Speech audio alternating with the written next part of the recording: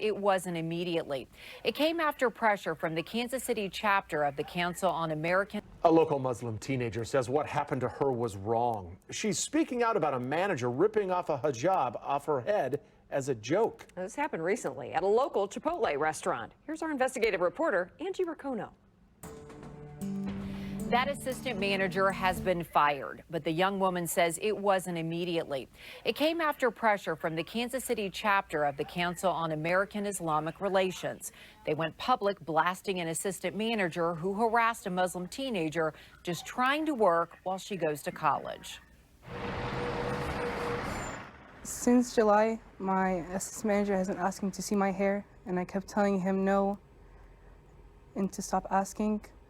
And he kept repeating to see my hair, and I told him to stop asking. I wear this for religious reasons, and he did not care. He just kept asking. Ari Safan says the harassment never ended. An assistant manager inside this Chipotle would not take no for an answer. And I just turned back to work, and he came behind me and pulled my scarf down. What did that feel like when he did that? I felt like I was exposed, humiliated. I felt like, why would someone do this to me?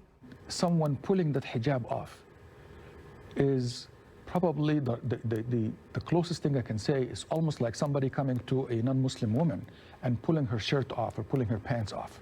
It's humiliating, exposing what she considers to be something private. Musa El-Boumini says what happened to this teenager is just an example of the increase in bigotry and harassment Muslims often face. He says the hate started shortly after the 9/11 attacks.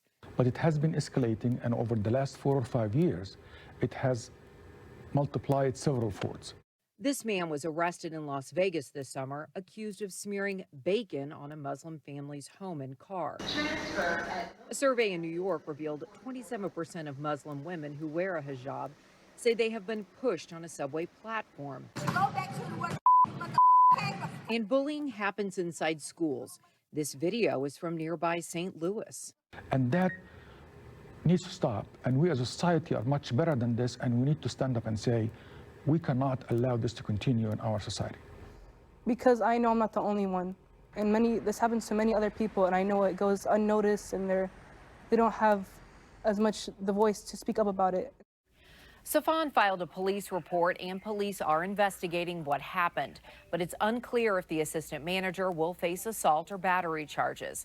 Safan and her supporters say it needs to be considered a hate crime because that's what it was. Angie Racono, KCTV5 News.